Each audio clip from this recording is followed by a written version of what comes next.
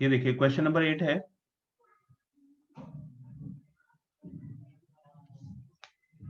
Find the magnitude of two forces. तो इसमें हमें मैग्नीट्यूड ऑफ ए और मैग्नीट्यूड ऑफ बी कैलकुलेट करना है।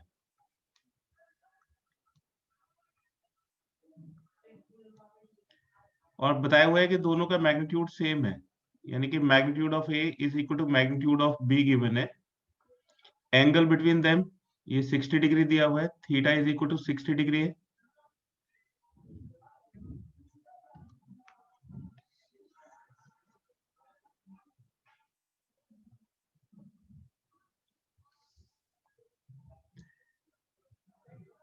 तो इसमें theta is equal to 60 degree given है और स्केलर प्रोडक्ट दिया हुआ है। जो स्केलर प्रोडक्ट है वो 1/2 के इक्वल है। स्केलर प्रोडक्ट का मतलब होता है a dot B is equal to 1/2। तो ये इंफॉर्मेशन दी हुई है। तो देखिए a डॉट बी का इसमें फॉर्मूला डालते हैं। a डॉट बी होता है magnitude of a into magnitude of b into cos theta. तो a डॉट बी की वैल्यू 1/2 गिवन है, तो a डॉट बी को हमने 1/2 से रिप्लेस कर दिया। Magnitude of A magnitude of B के इक्वल है, तो हम मैग्नीट्यूड ऑफ बी को मैग्नीट्यूड ऑफ ए लिख सकते हैं। तो ये मैग्नीट्यूड ऑफ ए और कॉस थीटा हो गया कॉस 60 डिग्री। तो कॉस 60 डिग्री की वैल्यू हो गई 1/2 और ये भी 1/2। ये 1/2 से 1/2 कैंसिल होकर 1 आ जाएगा, तो magnitude of A square is equal to 1। Square root करेंगे तो मैग्नीट्यूड ऑफ ए की वैल्यू 1 के इक्वल हो जाएगी। तो ये आंसर हो गया मैग्नीट्यूड ऑफ ए, क्योंकि मैग्नीट्यूड ऑफ बी के इक्वल है, तो मैग्नीट्यूड ऑफ ए और मैग्नीट्यूड बी दोनों की वैल्यू 1 के इक्वल आ जाएगी।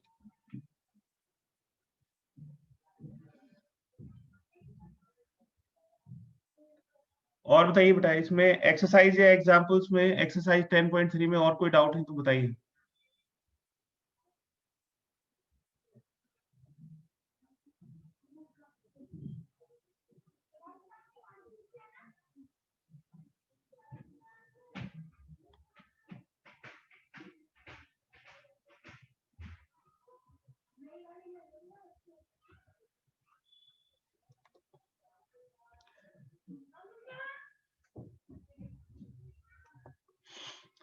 बताइए बेटा, और कोई डाउट है तो।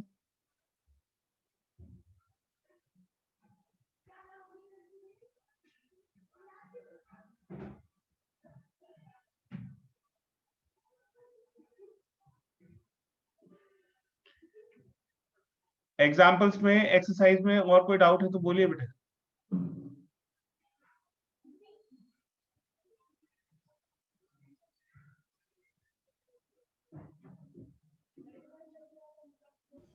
सर हाँ बेटा।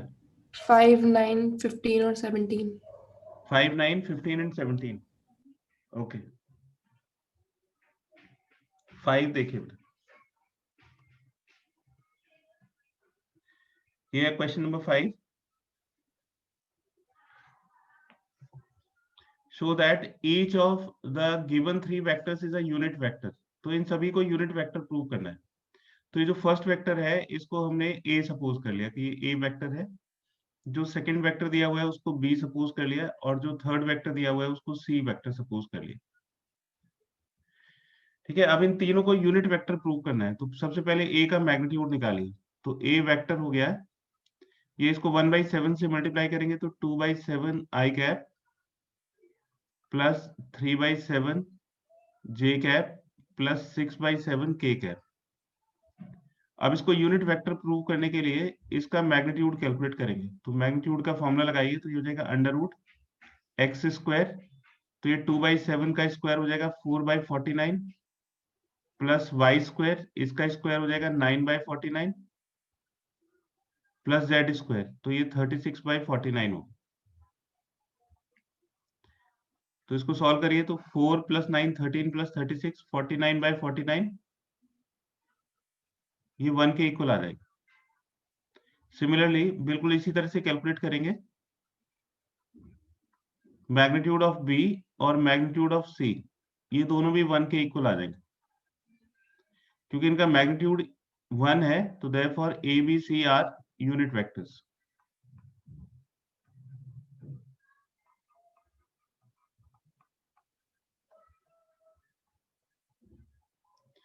ठीक है, फिर हमें ये प्रूव करना है कि म्यूचुअली परपेंडिकुलर है। परपेंडिकुलर की कंडीशन होती है कि डॉट प्रोडक्ट 0 के इक्वल होता है। तो इनका डॉट प्रोडक्ट शो करेंगे 0 के इक्वल, तो ए डॉट बी की वैल्यू कैलकुलेट करें। तो ए डॉट बी हो जाएगा 2/7 आई कैप प्लस 3/7 जे कैप प्लस 6/7 के कैप, और इसको डॉट प्रोडक्ट करेंगे बी के साथ, तो ये हो जाएगा 3/7 आई कैप माइनस 6/7 जे कैप प्लस 2/7 के कैप।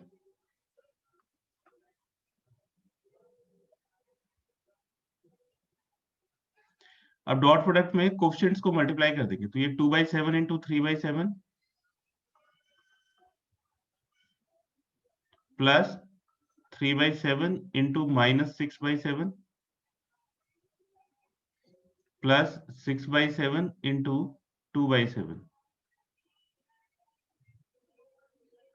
तो हो जाएगा 2 3 जा 6/49 माइनस 18/49 प्लस 12/49। तो देखिए 12 प्लस 6 18 माइनस 18, ये 0 के इक्वल हो गया, तो इसका मतलब हो गया कि A is perpendicular to B. बिल्कुल इसी तरह से हम प्रूव कर सकते हैं। Similarly we can prove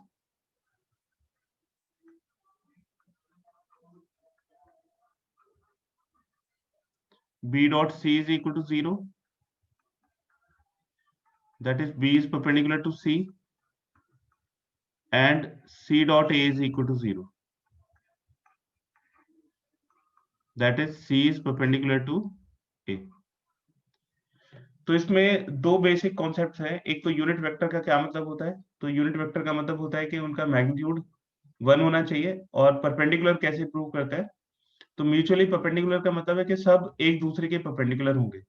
A B के परपेंडिकुलर होगा, बी सी के परपेंडिकुलर होगा, और सी ए के परपेंडिकुलर होगा। उसके लिए आपको डॉट प्रोडक्ट को 0 के इक्वल प्रूव करना पड़ेगा।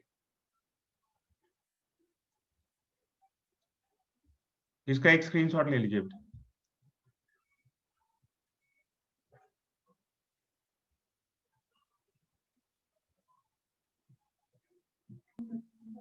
सर हाँ बेटा। सर सर सेंटर पे 3 बजे क्लास होती है ना मैथ्स की, हाँ, मंडे वेडनेसडे फ्राइडे को। और सर यही चैप्टर चल रहा है ना? ये चैप्टर खत्म हो गया, 3D चल रहा है उसमें। अच्छा आरसी बेटा, 5th के बाद और कौन सा डाउट है?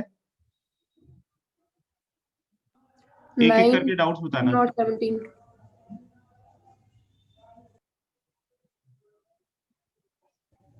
Question 9. 9th।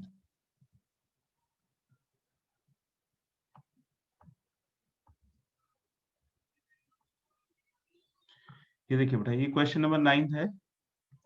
इसमें मैग्नीट्यूड ऑफ एक्स की वैल्यू पूछी है ना, और आपको एक रिजल्ट दिया हुआ है कि x minus a dot x plus ए।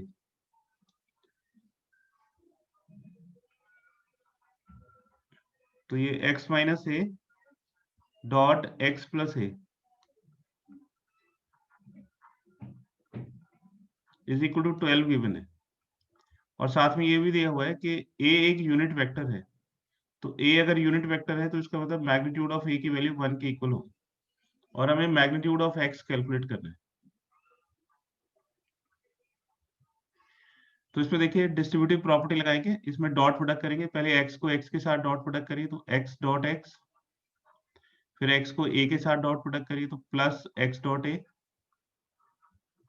फिर ये माइनस a को x के साथ डॉट प्रोडक्ट करेंगे, तो माइनस a डॉट x, और फिर ये माइनस a को a के साथ डॉट प्रोडक्ट, तो ये minus a dot a is equal to 12।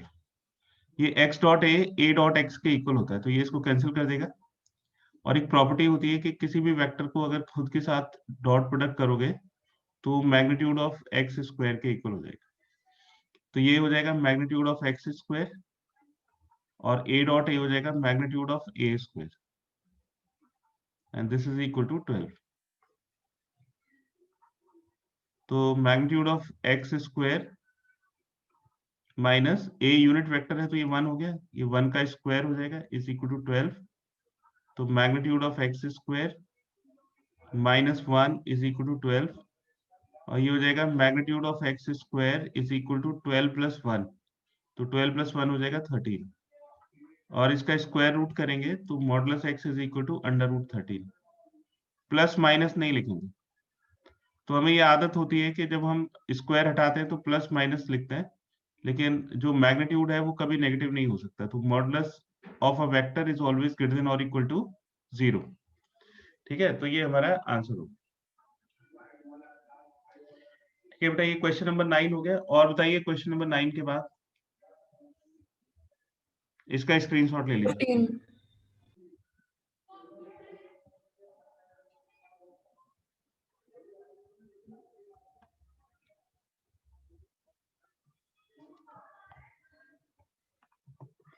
RC बताओ बेटा, 9th के बाद और क्या डाउट है? 15th. बेटा आवाज नहीं आ रही है आपकी। Sir, hello. हाँ हाँ आ रही है। 15th. 15, ठीक है, ओके।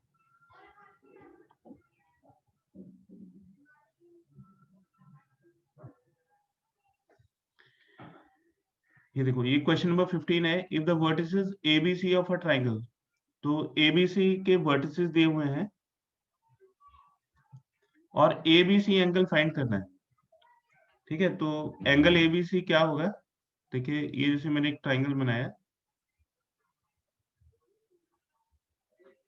ये ए हो गया, ये बी हो गया और ये सी। तो इसमें एंगल एबीसी पूछा है, तो एंगल एबीसी ये वाला एंगल होगा थीटा, मतलब थीटा की वैल्यू पूछी। तो अब देखिए थीटा कौन कौन से वेक्टर्स के बीच के एंगल है, तो थीटा बी ए और बी सी के बीच के एंगल है ना। तो हमें बी ए और बी सी वेक्टर निकालने पड़ेंगे, तो सबसे पहले बी ए वेक्टर निकालिए। तो बी ए वेक्टर क्या होगा? ए के पोजीशन वेक्टर, बाद वाले पॉइंट के पोजीशन वेक्टर में से पहले वाले पॉइंट का पोजीशन वेक्टर माइनस कर देंगे, तो ये ओ ए माइनस ओ बी हो जाएगा। तो ए के कोऑर्डिनेट्स दिए हुए हैं 1, 2, 3, और बी के कोऑर्डिनेट्स हैं -1, 0, 0, और सी के कोऑर्डिनेट्स हैं 0, 1, 2। तो ये कोऑर्डिनेट से हमको पोजीशन वेक्टर्स मिल जाएंगे। तो ए का पोजीशन वेक्टर हो जाएगा i plus 2j plus 3j,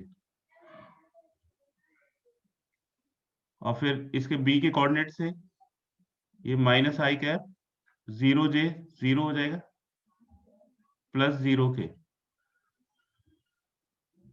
इसको माइनस करिए तो i, और ये माइनस माइनस प्लस i, तो 2i हो गया।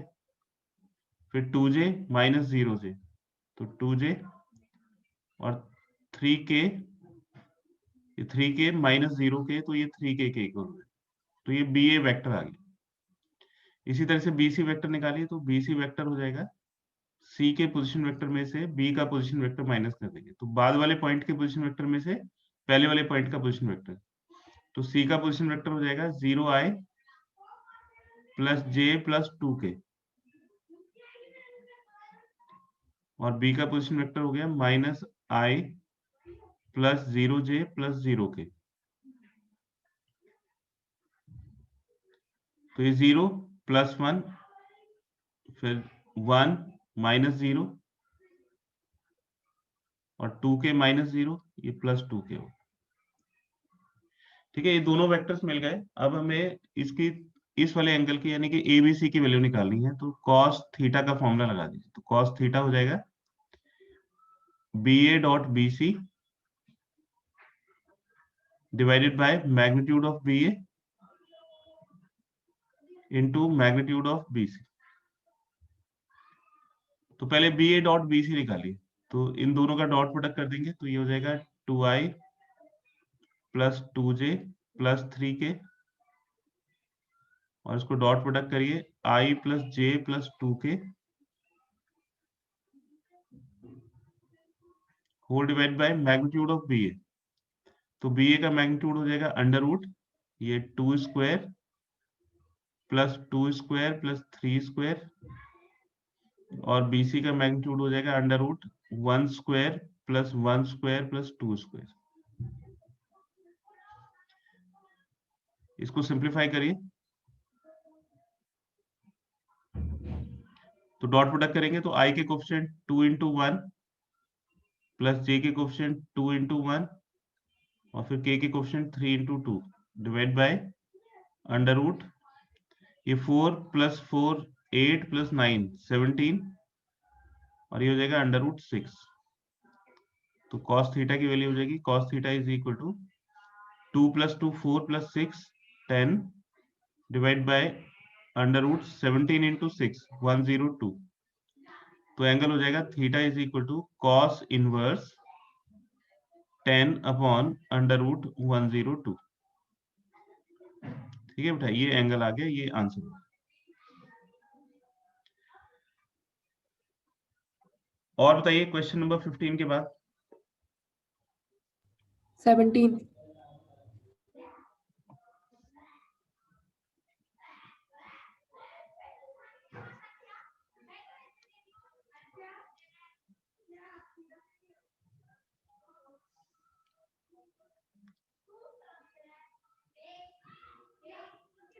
और बताइए बेटा 15 के बाद और कोई डाउट है क्या?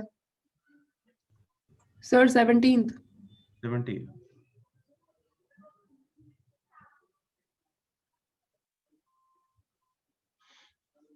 इसको प्रूव करना है कि these form the vertices of a right angle triangle. तो एक ट्राइंगल है, उसके तीनों वर्टिसेस दिए हुए हैं और उसको प्रूव करना है कि वो राइट एंगल ट्राइंगल फॉर्म करेगा।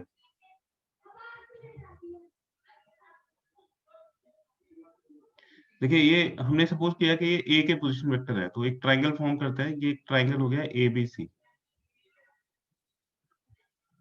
ए सपोज करिए कि इसका पोजीशन वेक्टर दिया हुआ है 2i माइनस जे प्लस के, है ना, और बी दिया हुआ है i minus 3j minus 5k, और सी का पोजीशन वेक्टर दिया हुआ है 3i माइनस 4j माइनस 4। तो इसको प्रूव करना है कि राइट एंगल ट्राइंगल है, तो इसका कोई एक एंगल 90 डिग्री होगा। तो जो भी एंगल 90 डिग्री होगा उससे जाने वाले दोनों वेक्टर्स एक दूसरे के परपेंडिकुलर होंगे। तो अगर हम ये प्रूव कर दें कि कोई सी भी दो साइड वेक्टर्स आपस में परपेंडिकुलर है, तो प्रूव हो जाएगा कि ये राइट एंगल ट्राइंगल है। तो हमें डॉट प्रोडक्ट का कॉन्सेप्ट याद रखना है इसमें, कि परपेंडिकुलर के लिए डॉट प्रोडक्ट 0 होता है। तो हम इनके वेक्टर्स निकाल लेते हैं, जैसे ए बी वेक्टर निकाल लीजिए, बी सी वेक्टर निकाल लीजिए और सी ए, ये तीनों वेक्टर निकालते हैं और फिर ऑब्जर्व करेंगे कि किसका डॉट प्रोडक्ट 0 होगा। उनका डॉट प्रोडक्ट 0 के इक्वल प्रूव करके प्रूव कर देंगे कि वो दोनों एक दूसरे के परपेंडिकुलर। तो सबसे पहला काम है कि वेक्टर्स निकालें। तो सबसे पहले ए बी वेक्टर निकालिए। तो इसमें बी के पोजीशन वेक्टर में से बाद वाले पॉइंट के पोजीशन वेक्टर में से पहले वाले पॉइंट का पोजीशन वेक्टर माइनस कर दीजिए। तो ये ओ बी माइनस ओ है, तो इसमें से इसको माइनस कर दीजिए। ठीक है, तो ये हो जाएगा i minus 3j minus 5k minus 2i minus j plus k. तो ये i minus 2i minus i हो जाएगा, फिर minus 3j plus j minus 2j और फिर ये माइनस 5k माइनस के, तो ये माइनस 6k हो जाएगा। इसी तरह से हम BC वेक्टर निकालेंगे। तो BC वेक्टर मतलब C के पोजीशन वेक्टर में से B का पोजीशन वेक्टर। तो C का पोजीशन वेक्टर ये है, B का ये है, इसमें से इसको माइनस करो तो ये 3 माइनस 1 2i कैप हो जाएगा। फिर इसमें से इसको माइनस करोगे तो इसका साइन चेंज हो जाएगा, तो माइनस 4 प्लस 3 यानी कि माइनस j। फिर ये माइनस 4 इसको माइनस करेंगे तो इसका साइन चेंज हो जाएगा, तो माइनस 4 प्लस 5, तो ये प्लस k हो जाएगा। इसी तरह से CA वेक्टर निकालें। तो A के पोजीशन वेक्टर में से C का पोजीशन वेक्टर माइनस कर देंगे। तो अब की बार इसमें से इसको माइनस करना है, तो इसके साइन चेंज हो जाएंगे। तो ये 2 और ये माइनस 3 हो जाएगा, तो माइनस i। फिर ये माइनस 1 इसमें से इसको माइनस करेंगे तो इसका साइन चेंज प्लस 4, तो माइनस 1 प्लस 4 प्लस 3j और फिर ये प्लस 1 माइनस माइनस 4, ये प्लस 4 हो जाएगा, तो 1 प्लस 4 5 हो जाएगा, ये 5k। ठीक है, ये तीनों वेक्टर्स आ गए। अब आप ऑब्जर्व करके देखिए कि किसका डॉट प्रोडक्ट 0। सबको डॉट प्रोडक्ट दिखाने की जरूरत नहीं है, ऐसे ही देख लीजिए, और जिसका डॉट प्रोडक्ट 0 समझ में आ रहा है उसको दिखा देंगे। तो ये -2 हो गया, ये +2 कैंसिल हो गया, तो -6।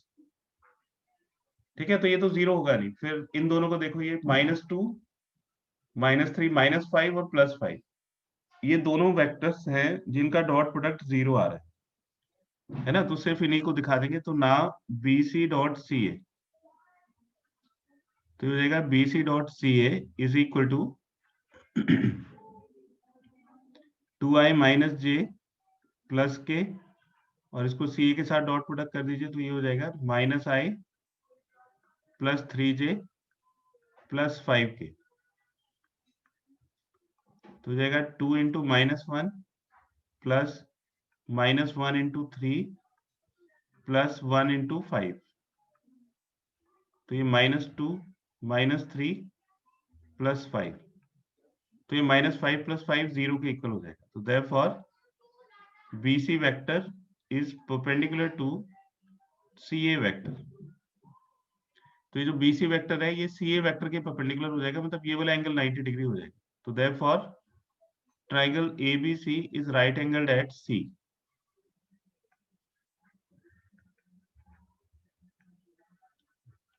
तो C पॉइंट पे ये ट्रायंगल राइट एंगल फॉर्म करेगा, तो इसलिए ये C पे राइट एंगल होगा।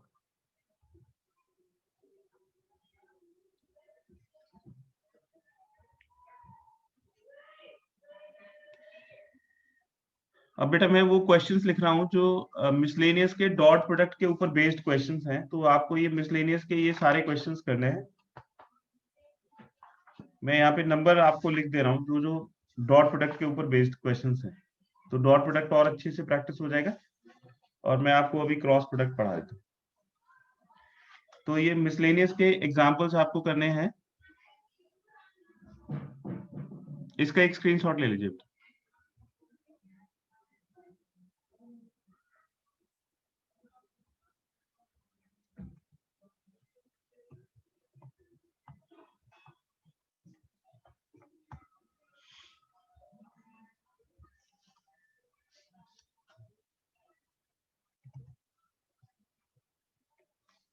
ये एग्जाम्पल नंबर 26 आपको करना है। ये मिसलेनियस के एग्जाम्पल्स और एक्सरसाइज।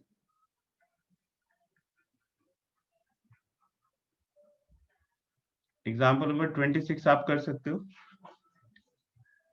27 and 28, 29, 30, 27, 28, 29 and 30।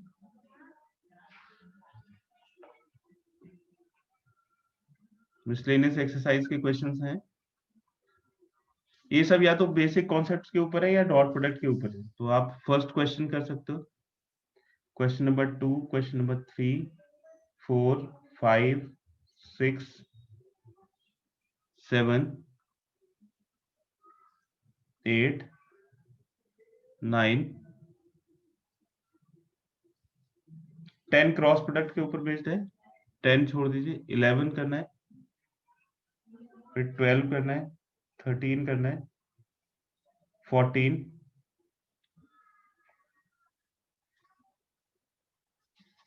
15,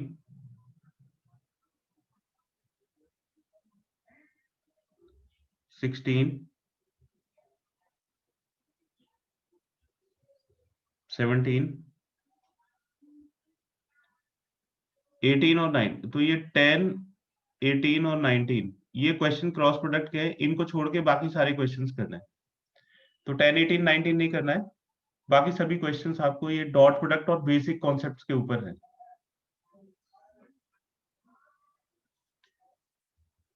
ठीक है बेटा, अब आगे क्रॉस प्रोडक्ट करना है।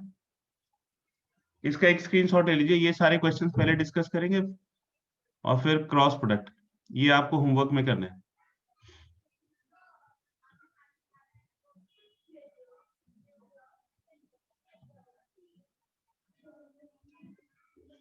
अब देखिए नेक्स्ट कॉन्सेप्ट है वेक्टर प्रोडक्ट और क्रॉस प्रोडक्ट। वेक्टर प्रोडक्ट और cross product of two vectors.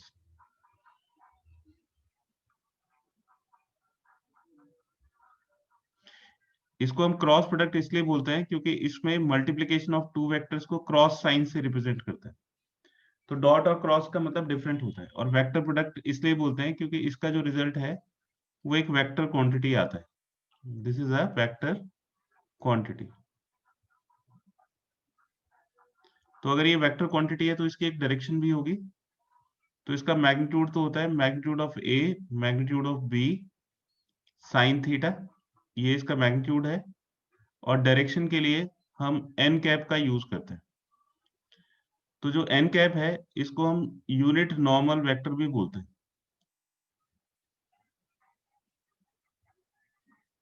ठीक है, ये इसके डायरेक्शन को बताता है। तो ये जो यूनिट नॉर्मल वेक्टर है this is directed according to right hand screw rule. Right hand screw rule. तो ये राइट हैंड स्क्रू रूल के अकॉर्डिंग ए क्रॉस बी की डायरेक्शन होती है। तो आप देखिए कि जैसे ये कोई प्लेन है और इस प्लेन में दो वेक्टर्स हैं, एक वेक्टर ए है और दूसरा वेक्टर बी है। ये वेक्टर बी होगा। तो जो ए क्रॉस बी वेक्टर है वो इन दोनों के परपेंडिकुलर होगा। अगर एंटी क्लॉकवाइज रोटेशन है तो आप स्क्रू को, जैसे ये कोई स्क्रू है सपोज करिए, ये कोई स्क्रू है, इसको एंटी क्लॉकवाइज डायरेक्शन में रोटेट करिए तो ये खुलेगा, मतलब ऊपर की तरफ जाएगा। तो इसी तरह से अगर हम ए से बी की तरफ क्रॉस प्रोडक्ट करते हैं यानी कि ए क्रॉस बी करते हैं तो वो ऊपर की तरफ जाएगा, यानी कि उस प्लेन के परपेंडिकुलर होगा जिस प्लेन में ये दोनों वेक्टर्स होंगे। तो ये बी के भी परपेंडिकुलर होता है और ए के भी परपेंडिकुलर होता है। तो this is vector A cross B. और इसकी डायरेक्शन में जो यूनिट वेक्टर होता है उसको हम एन कैप से रिप्रेजेंट करते हैं। तो ए क्रॉस बी की डायरेक्शन में जो यूनिट वेक्टर होता है that is called an cap. और जो इसका मैग्नीट्यूड होता है वो ए बी साइन थीटा के इक्वल होता है। अब देखिए कि अगर ये यहाँ पे ये ध्यान रखना है कि ए से बी की तरफ जो है वो एंटी क्लॉकवाइज रोटेशन है।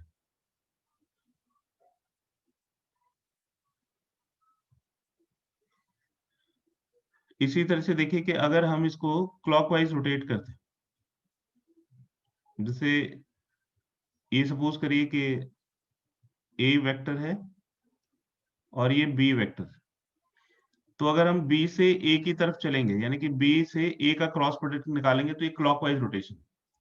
तो अगर इसको क्लॉकवाइज रोटेट करेंगे, ऐसे रोटेट करेंगे तो ये टाइट होगा स्क्रू और ये नीचे की तरफ जाएगा। तो जब ये नीचे की तरफ जाएगा तो ऐसे ये वेक्टर बनेगा बी क्रॉस ए। तो देखिए ए क्रॉस बी में और बी क्रॉस ए में डायरेक्शन का डिफरेंस होता है। ये ए क्रॉस बी ऊपर की तरफ आ रहा है, बी क्रॉस ए नीचे की तरफ। तो जब भी आप एक वेक्टर से दूसरे वेक्टर का क्रॉस प्रोडक्ट करेंगे, अगर एंटी क्लॉकवाइज रोटेशन होता है तो क्रॉस प्रोडक्ट इन दोनों वेक्टर्स के परपेंडिकुलर अपवर्ड डायरेक्शन में होगा, और अगर क्लॉकवाइज रोटेशन होगा तो डाउनवर्ड डायरेक्शन में होगा। तो इसमें जो इंपॉर्टेंट पॉइंट्स हैं, अभी तक जितनी हमने थ्योरी पढ़ी है उसके इंपॉर्टेंट पॉइंट देखिए। सबसे पहला तो ये है कि जो ए क्रॉस बी है वो उसका मैग्नीट्यूड होता है a cross b magnitude is equal to magnitude of A magnitude of B sine theta. Theta हम बिल्कुल ऐसे ही निकालेंगे जैसे हमने डॉट प्रोडक्ट पे निकाला था। उसमें कंडीशन होती है कि वो दोनों जो वेक्टर्स हैं वो एक ही पॉइंट से स्टार्ट होने चाहिए। दूसरा ये है कि जो ए क्रॉस बी है वो बी क्रॉस ए के इक्वल नहीं होता है, मतलब आप ए क्रॉस बी को बी क्रॉस ए नहीं लिख सकते, क्योंकि दोनों की जो डायरेक्शन है वो अलग अलग होती है। ये जो ए क्रॉस बी है ये ऊपर की तरफ आ रहा है एंटी क्लॉकवाइज रोटेशन की वजह से, और जो बी क्रॉस ए है वो नीचे की तरफ जा रहा है क्लॉकवाइज रोटेशन की वजह से। इसलिए a cross b cross a equal नहीं रहते, लेकिन इनका जो डायरेक्शन है वो बिल्कुल ऑपोजिट रहता है। मैग्नीट्यूड दोनों का इक्वल रहता है, तो सिर्फ डायरेक्शन का फर्क होता है, मैग्नीट्यूड सेम रहता है। तो क्योंकि डायरेक्शन ऑपोजिट होती है इसलिए हम ए क्रॉस बी को माइनस बी क्रॉस ए लेते हैं।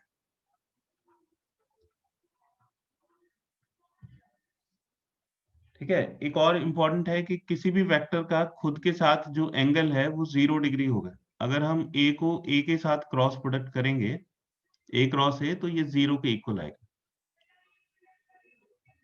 है ना। बड़ा सिंपल है, क्योंकि थीटा की जो वैल्यू है वो 0 अगर आप रखोगे तो साइन 0 0 के इक्वल हो जाएगा, इसलिए ए क्रॉस ए 0 के इक्वल होता है।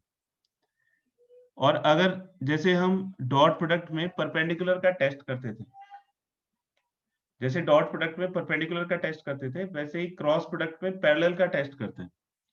अगर ए वेक्टर बी वेक्टर के पैरेलल है तो इसमें दो सिचुएशन हो सकती है, या तो ये ए बी वेक्टर एक ही डायरेक्शन में होंगे, तो इसका मतलब है कि थीटा 0 होगा, या ए एक तरफ होगा और बी दूसरी तरफ होगा, तो इसका मतलब है कि थीटा 180 डिग्री होगा। और दोनों ही केसेस में साइन थीटा की वैल्यू 0 होगी, क्योंकि साइन 0 भी 0 होता है।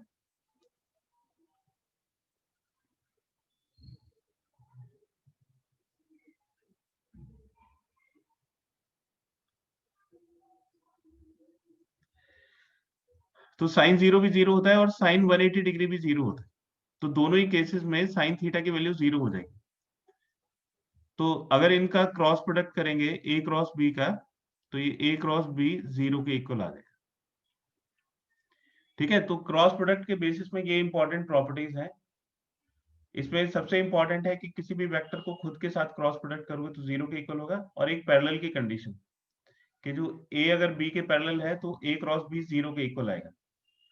और अगर आप ऑर्डर चेंज करते हो, यानी कि ए क्रॉस बी को अगर बी क्रॉस ए लिखते हो तो नहीं लिख सकते हो, क्योंकि ये दोनों इक्वल नहीं होते हैं। तो जब भी आप ऑर्डर चेंज करोगे तो आपको माइनस साइन को इंट्रोड्यूस करना पड़ेगा।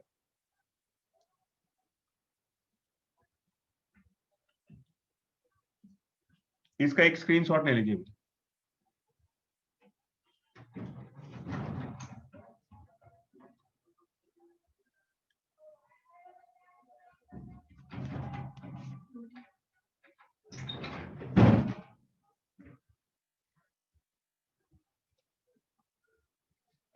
आगे देखिए, आगे है इसका कंपोनेंट फॉर्म।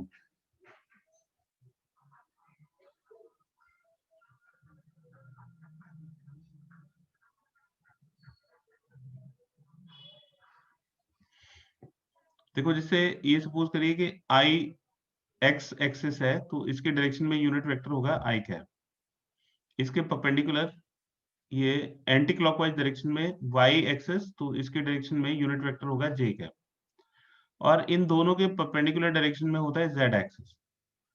ये जेड एक्सिस है और इस डायरेक्शन में यूनिट वेक्टर होगा के कैप। अब अगर आई और जे का क्रॉस प्रोडक्ट करते हैं तो आप एंटी क्लॉकवाइज डायरेक्शन में मूव करेंगे, और आपको इनके क्रॉस प्रोडक्ट से इसके इन दोनों के परपेंडिकुलर एक वेक्टर मिलेगा। तो अगर आप आई क्रॉस जे की वैल्यू निकालोगे तो उसकी वैल्यू आएगी magnitude of i magnitude of j, इन दोनों के बीच के एंगल का साइन, यानी कि साइन 90 डिग्री, ये हो गया मैग्नीट्यूड, और इनके परपेंडिकुलर एक यूनिट वेक्टर के कैप। तो एंटी क्लॉकवाइज डायरेक्शन में अपवर्ड यूनिट वेक्टर हो गया के कैप। तो आई का मैग्नीट्यूड 1 के इक्वल हो जाएगा, जे का मैग्नीट्यूड 1 साइन 91 इंटू के कैप, और ये इसका रिजल्ट आ गया के कैप। तो आई क्रॉस जे के कैप के इक्वल होता है। तो इसमें ये एक साइक्लिक लॉ को फॉलो करता है कि अगर आप एंटी क्लॉकवाइज डायरेक्शन में चलते हो, ये आई हो गया, ये जे हो गया, अगर आप एंटी क्लॉकवाइज रोटेशन को फॉलो करते हो तो आपको नेक्स्ट वेक्टर मिलता चला जाएगा। यानी कि अगर आप आई से जे की तरफ जाओगे तो आई क्रॉस जे के इक्वल हो जाएगा। अगर आप जे से के की तरफ जाओगे तो जे क्रॉस के आई के इक्वल हो जाएगा। और अगर आप के से आई की तरफ जाओगे तो के क्रॉस आई जे के इक्वल हो जाएगा। ठीक है, एक और चीज है, हमने पढ़ा है कि a cross b minus b cross a के इक्वल होता है। अगर इसको रिवर्स करते हो, मतलब आप आई से जे की तरफ ना जाके जे से आई की तरफ जाते हो, जे क्रॉस आई, तो आई क्रॉस जे क्रॉस आई का नेगेटिव होता है, तो इसलिए इसकी वैल्यू माइनस के। अगर आप के से जे की तरफ जाते हो तो के क्रॉस जे,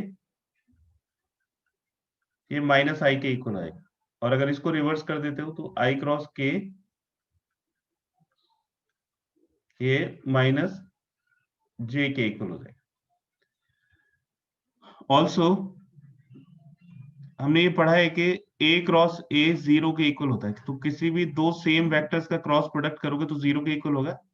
तो देयरफॉर आई क्रॉस आई 0 होगा, जे क्रॉस जे ये भी 0 होगा, और के क्रॉस के ये भी 0।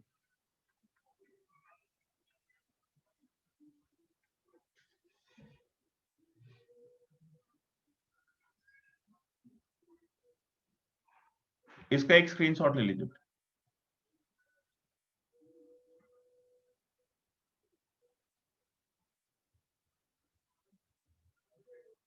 अब देखिए कि दो वेक्टर्स अगर कंपोनेंट फॉर्म में लिखे हुए हैं तो उनका क्रॉस प्रोडक्ट कैसे करते हैं।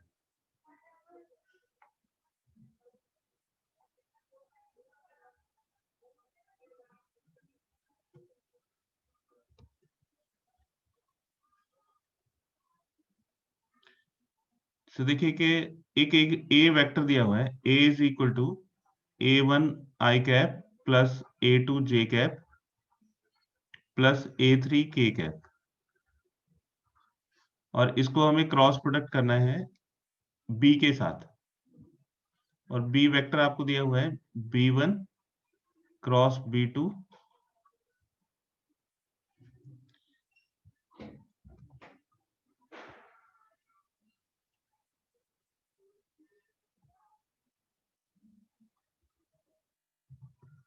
ये हमें ए वेक्टर को बी के साथ क्रॉस प्रोडक्ट करना है, तो ये ए क्रॉस बी, और इधर बी की वैल्यू हमने डाली तो ये B1 आई कैप प्लस B2 जे कैप प्लस B3 के कैप। तो अगर इस पे हम डिस्ट्रीब्यूटिव प्रॉपर्टी लगाते हैं तो ये आई के साथ क्रॉस प्रोडक्ट होगा, 0 हो जाएगा। फिर आई का जे के साथ क्रॉस प्रोडक्ट होगा तो आई क्रॉस जे के इक्वल हो जाएगा, और ये A1 इंटू B2। तो इस तरह से इस पे डिस्ट्रीब्यूटिव प्रॉपर्टी लगा के जो रिजल्ट आता है, और वो सारे रूल्स लगा के कि भाई आई क्रॉस आई 0 के इक्वल होता है, जे क्रॉस जे 0 के इक्वल, के क्रॉस के 0 के इक्वल, उन सब की वैल्यूज रिप्लेस करने के बाद जो रिजल्ट आता है वो इसके इक्वल आता है, इस डिटर्मिनेंट के इक्वल आता है, आई जे के। फिर जो भी फर्स्ट वेक्टर है उसके कोऑर्डिनेट्स लिखेंगे, और जो भी सेकंड वेक्टर है उसके कोऑर्डिनेट्स लिखेंगे। तो ये B1 B2 B3। और अब इसके डिटर्मिनेंट को सॉल्व कर देंगे तो हमें इनका क्रॉस प्रोडक्ट मिल जाएगा। तो डिटर्मिनेंट सॉल्व करना आपको आता है, ये जो है ये प्लस माइनस प्लस होता है, तो आई सबसे पहले पॉजिटिव आएगा, ये कॉलम और रो को छोड़ देंगे तो ये हो जाएगा A2 A3 B2 B3।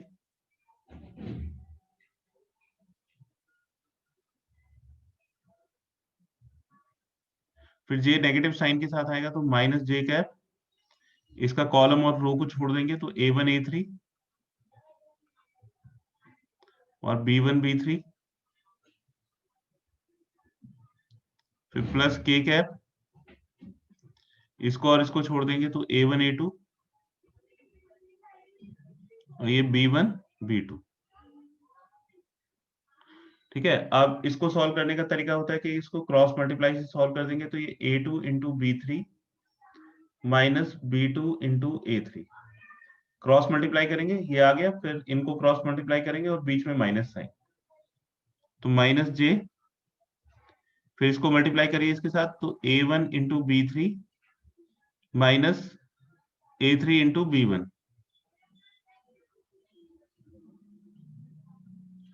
Plus के कैप, फिर ये A1 into B2 minus A2 into B1। तो इस तरह से हम इनका क्रॉस प्रोडक्ट कैलकुलेट कर लेंगे। इसको एक एग्जांपल देखिए, जैसे a की वैल्यू दी हुई है a is equal to I plus 2j minus K, और b की वैल्यू दी हुई है 2i minus j plus 3k, और इनका क्रॉस प्रोडक्ट कैलकुलेट करना है। तो a क्रॉस b की वैल्यू फाइंड करनी है।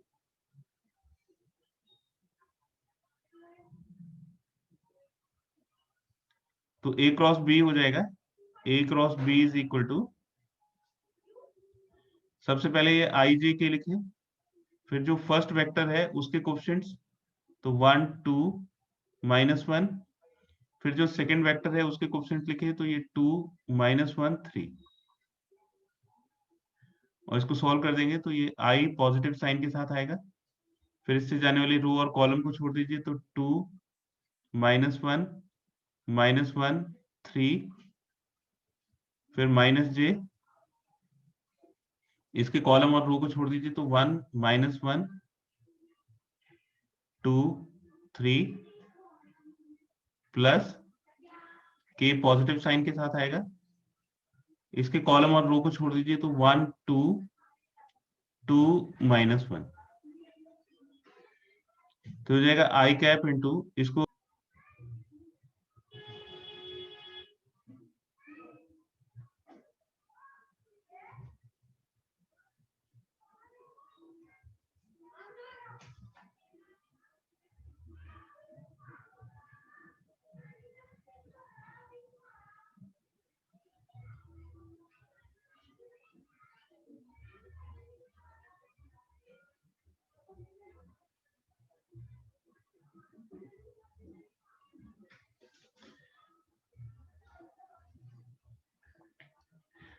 तो देखिए बेटा, ये i कैप, इसको पहले क्रॉस मल्टीप्लाई करेंगे 6 माइनस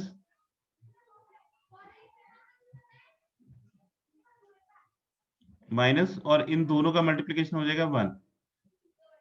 फिर -j, इनको क्रॉस मल्टीप्लाई करेंगे 3 माइनस, और ये -2 हो जाएगा, तो ये +2 आ जाएगा।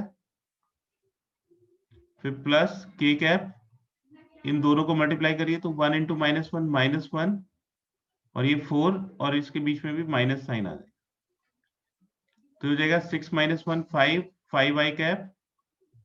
फिर ये 5j कैप, तो -5j कैप, और ये -5k कैप। तो ये इनका क्रॉस प्रोडक्ट आ गया। इसका एक स्क्रीनशॉट ले लीजिए।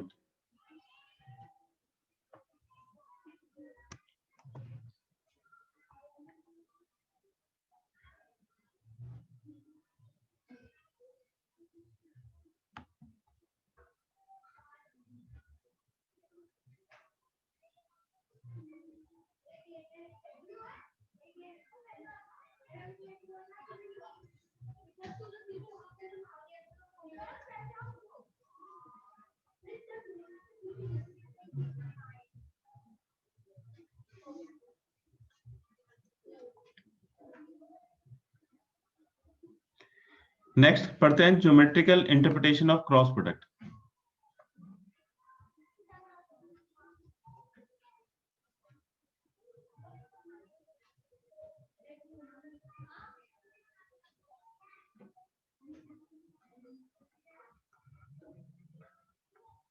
ज्योमेट्रिकल इंटरप्रिटेशन ऑफ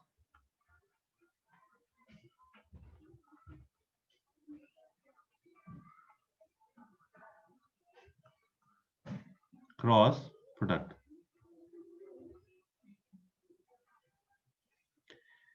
देखिए, ये जैसे सपोज करिए कि ए वेक्टर है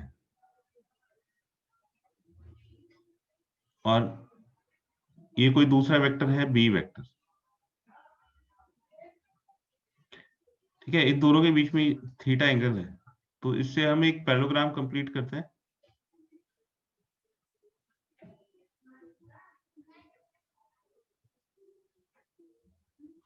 ये सपोज करिए कि O पॉइंट है, ये A पॉइंट है, ये B पॉइंट है, और ये C पॉइंट है। तो आप देखिए कि ये जो OA है ये इसके पैरेलल है और सेम डायरेक्शन है, तो हम इस वाले वेक्टर को भी A वेक्टर से रिप्रेजेंट करेंगे और इस वाले वेक्टर को भी B वेक्टर से रिप्रेजेंट करेंगे। यहां से इस पे परपेंडिकुलर ड्रॉप करिए, इस वाले पॉइंट को M मार्क कर दीजिए। अब इसका एरिया कैलकुलेट करिए कि एरिया ऑफ पैरेललोग्राम OACB, तो ये हो जाएगा बेस इंटू हाइट। पैरेललोग्राम का एरिया का फॉर्मूला होता है बेस इंटू हाइट। तो अगर हम बेस को OA लेते हैं तो हाइट हो जाएगा BM। ये BM OA के कॉरस्पॉन्डिंग हाइट है। ठीक है, तो अब BM की वैल्यू कैसे निकालें? यहाँ पे इस वाले ट्राइंगल में देखिए, इन राइट ट्राइंगल OBM, तो ये BM अपॉन OB, ये परपेंडिकुलर अपॉन हाइपोटेनस हो जाएगा और ये साइन थीटा के इक्वल आ जाएगा। तो BM की वैल्यू हो जाएगी OB साइन थीटा, तो ये हो जाएगा OA into OB sine theta. अब देखिए OA क्या है, ये जो OA है ये A का मैग्नीट्यूड है और OB B का मैग्नीट्यूड है। OB is length of this vector, तो ये B का मैग्नीट्यूड को रिप्रेजेंट करेगा इनटू साइन थीटा, और AB साइन थीटा क्या होता है? A क्रॉस B का मैग्नीट्यूड होता है। ठीक है, तो ज्योमेट्री में जो A क्रॉस B है वो एरिया को डिनोट करती है पैरेललोग्राम के। अगर आप किन्हीं दो वेक्टर से एक पैरेललोग्राम कंप्लीट करते हो तो उसका एरिया उनके क्रॉस प्रोडक्ट का मैग्नीट्यूड होगा। इसको हम और थोड़ा सा दिखा सकते हैं, जैसे ये अगर हम ट्राइंगल बना दें इसी में, तो ट्राइंगल का ये जो एरिया है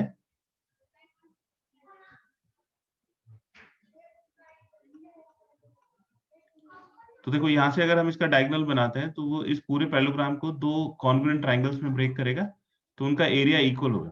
तो एरिया ऑफ ट्राइंगल OAB वो पैरेललोग्राम का हाफ हो जाएगा, तो half of magnitude of A cross B। तो अगर आप किन्हीं भी दो वेक्टर से, ये जैसे सपोज करिए कि A वेक्टर है, ये B वेक्टर है, दो साइड वेक्टर से आप एक ट्राइंगल बनाते हैं तो उसका एरिया उनके क्रॉस प्रोडक्ट के मैग्नीट्यूड के हाफ के इक्वल होगा। ठीक है, तो अब आप एक्सरसाइज 10.4 होमवर्क में कर सकते हैं। एक्सरसाइज 10.4 करना है और अब आपको मिसलेनियस भी पूरा करना है ना, क्योंकि अब क्रॉस प्रोडक्ट भी कंप्लीट हो गया। तो अब ये पूरे चैप्टर के जितने भी बचे हुए क्वेश्चंस हैं वो सभी आपको करने हैं। ठीक है, नेक्स्ट क्लास में इसके डाउट्स डिस्कस करेंगे, तो आप कल शाम तक ये कंप्लीट करके रखिएगा सब।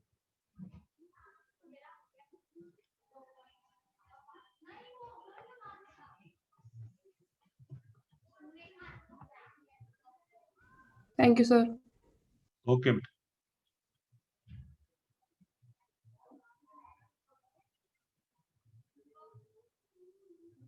Thank you sir.